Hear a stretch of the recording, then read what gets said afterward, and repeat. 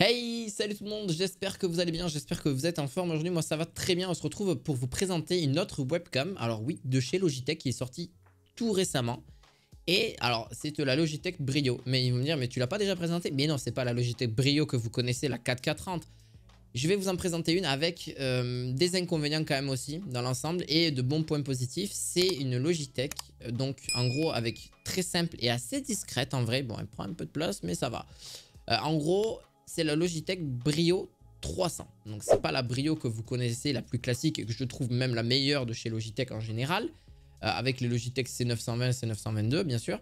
Mais voilà, donc on a une petite Logitech plutôt sympa. Avec un prix avoisinant environ les 80 €. Environnant bien sûr, parce que ça dépend au niveau de sa disponibilité.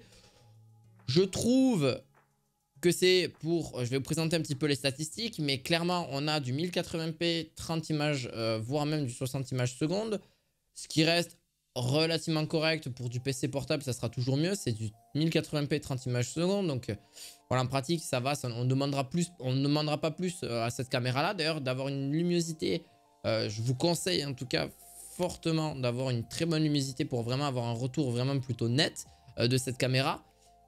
Et d'ailleurs, le PC par rapport à un PC portable classique, elle sera quand même beaucoup mieux, elle sera beaucoup plus nette. On verra quand même moins de pixels, etc. par rapport à un PC portable classique avec une caméra à l'intérieur, même s'il filme en 1080p 30. Donc voilà, ça reste vraiment... D'ailleurs, vous avez un champ de vision annoncé à 70 degrés. Mais moi, je voulais quand même parler pas mal de points positifs. Juste finir, vous avez un design assez sympathique, que je trouve qu'ils auraient pu mettre même un peu plus fin par rapport à ce que je vois chez Logitech en général. Je trouve que c'est vraiment différent. D'ailleurs, elle pourrait s'utiliser aussi pour du streaming, donc pour du Twitch, du live YouTube, peu importe. Du télétravail en général si vous avez besoin, si vous êtes souvent en contact avec vos collègues, etc. Ou voilà, les personnes qui travaillent avec vous. Une qualité de la captation aussi qui est quand même plutôt sympa. Donc on a tendance à avoir un effet focus qui est relativement bien fait. Une simplicité d'utilisation, bah voilà, c'est plug and play, hein, vous la mettez dessus. Vous avez le logiciel si vous souhaitez, mais il n'y a pas forcément besoin. D'ailleurs, le tarif, je la trouve plutôt élevé. Moi, franchement, je l'aurais mis aux alentours, vraiment, hein, parce qu'on peut retrouver à peu près quasiment à ce prix-là une webcam qui filme en 1080p 60 images et qui fait à peu près presque la même qualité d'image. Donc en vrai, je l'aurais trouvé plus à 60-70 €. Et encore, je suis honnête, 60-70 €. Mais c'est vrai qu'elle offre quand même une bonne qualité d'image, en vrai de vrai. Une absence d'adaptateur USB-A, malheureusement au niveau de celle-ci, mais sinon reste vraiment simple. C'est voilà, c'est vraiment son tarif, mais elle reste vraiment discrète. Voilà, moi je l'aurais plutôt dit. D'ailleurs, vous pouvez d'ailleurs la trouver en ce moment, donc au niveau de chez Amazon, bien moins cher, parce que là je l'ai vu sur un autre concurrent. Et on l'est à 64 € au lieu de 80 €, ce qui reste relativement sympa. Donc après, c'est à vous d'en profiter, ça dépend quand est-ce que vous regardez cette vidéo.